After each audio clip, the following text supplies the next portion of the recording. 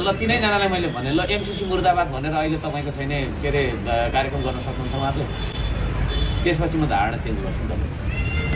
होइन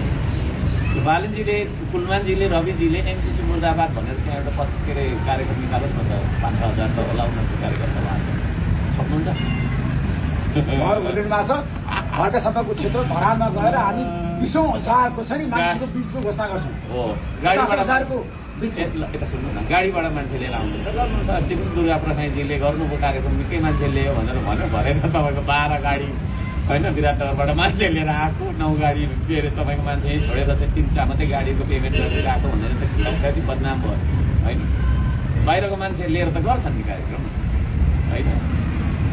म जस्तो गरेर देखाउनु न म एक्लै जान्छु गाउँमा हजारौँ मान्छे आउँछ जहाँ जान्छु त्यहाँ यस्तो गरेर देखाओस् न बाहिरको मान्छे लिएर गर्न त के गर्छ तर सुदन गुरुङले के भन्नुभएको छ भन्दाखेरि मैले कुलमानलाई हाइज्याक गरेँ अपराध शैलीमै मिलाइ भन्नुभएको छ उहाँको शैली उहाँको प्रस्तुति अब म हर्क साम्पाङलाई घरमा गएर काठमाडौँमा ल्याएर त्यो सक्यो राष्ट्रिय स्वतन्त्र पार्टीसँग गठबन्धन गराउँछु भन्नुभएको छ उहाँले यस्तो छ हर्क साम्पाङलाई के अरे तपाईँको छैन अरू जस्तो नसम्झिँदा म उहाँलाई सम्झानको टी सर्ट दिएर पठाउँछु बालेन रवि र तपाईँको छैन उसलाई यता ल्याउनु त टी सर्ट त्यहाँ गएर भित्र गएर ल्याउनु म देखाउँछु होइन के पिउली सेवा त कि तपाईँलाई दिइ पठाउँछु होइन त्यो टी सर्ट दिइ पठाउँछु यहाँ चिनो हालेर होइन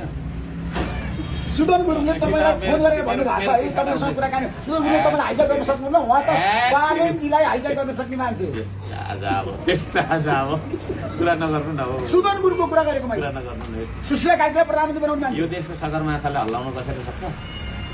सगरमाथालाई हल्लाउन सजिलो होला हल्का साम्पाङले गाह्रो छ है कुरा बुझ्नु यो चाहिँ दिइ पठाउँछु यो होइन हौ यो श्रमदाता यही हो टी सर्ट यो दिइ पठाउँछु म अब यहाँ चाहिँ यो चाहिँ अलिकति उ भयो अर्को छैन यहाँ लगाइरहेको छु हो यो क्या ट्र्याक पसलले होइन यो टी सर्ट दिएर पठाउने सुदन गुरुङले बालेन शाहलाई हो उहाँहरूको लागि म 3टा पठाइदिन्छु 3टा चाहिँ पठाइदिन्छु रवि लामिछाने होइन बालेन शाह र के अरे त्यो कुलमानी उहाँहरूलाई चाहिँ यो 3टा टी सर्ट पठाइदिन्छु यहाँ नराम्रो कुरा लेखेको छैन होइन देश सोच्न सक्नु म देश बोल्न सक्नु देशको कर्म गर्न सक्नु देशको लागि बनाउनु भइसक्यो ए हो यो है यो चाहिँ दिइ पठाउँछु म होइन यहाँ हर्क साम्पाङको फोटो राखेको टी सर्ट लाउनुपर्छ किनभने हर्क साम्पाङ मात्रै हो यो देश बनाउनु सक्ने भनेर उहाँले स्वीकार्नु सुन्नु न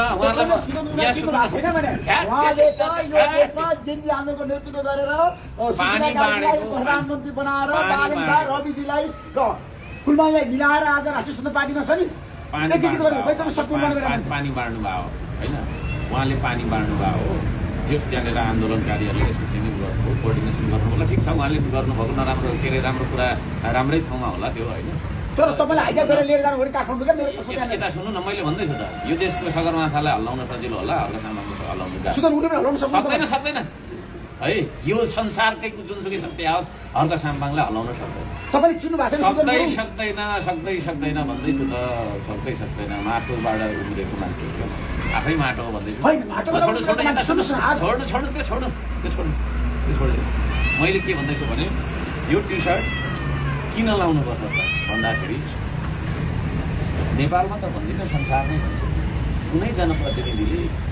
जनताको हितको लागि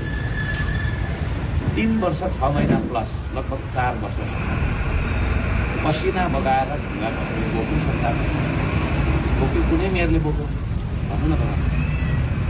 लामो ठाउँ कति वर्ष हो तपाईँले के अरे पत्रकारिता गरेको छ 30-32 वर्ष लगातार 32 वर्षको तपाईँको दरमियानमा अहिले पनि होइन त्यतिखेरदेखि अहिलेसम्म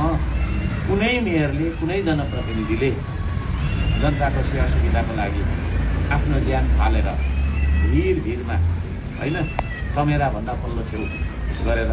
कुनै जनप्रतिनिधिले पाइप तान्यो कुनैले तानेन है त्यसै गर्दै तानेन भन्नु न तानेन है कुनै जनप्रतिनिधिले शताब्दीको हामी अन्त्यमा छौँ अब 22औं शताब्दी मेरो कुरा सिधाउनु पर्यो नि कुनै जनप्रतिनिधिले होइन यो पर्यावरणको लागि होइन चरा बेटा होइन बाँदर सबै पर्यावरणको लागि है जङ्गली जनावरको लागि लाखौँ लाख बिरुवा कुनै जनप्रतिनिधिले रोप्यो रोकेन होइन रोकेन यसो गर्नु न भनिसकेपछि सुन्नु न त्यसो भएको कारणले त्यस्तो गर्ने जनप्रतिनिधि त्यस्तो गर्ने होइन मान्छे है लाई बालेनले पनि मान्नुपर्छ यो होइन यो है बालेनले पनि मान्नुपर्छ रवि लामिछाने पनि मान्नुपर्छ तपाईँको छैन के अरे अर्को कुलमान घिसिङले मान्नुपर्छ तपाईँको केपी ओलीले पनि मान्नुपर्छ शेरबहादुर देउवानी उहाँहरूलाई पनि टी-सर्टमा पठाइदिन्छ उहाँहरूले पनि टी-सर्ट लाउने ढुङ्गा बोल्ने जीवनमा पहिलोचोटि श्रमदाता बन्ने है त्यो गर्नै पर्छ अब म तपाईँलाई एउटा प्रश्न गरौँ देश काम गरेर बन्छ कि गफ गरेर भन्नु न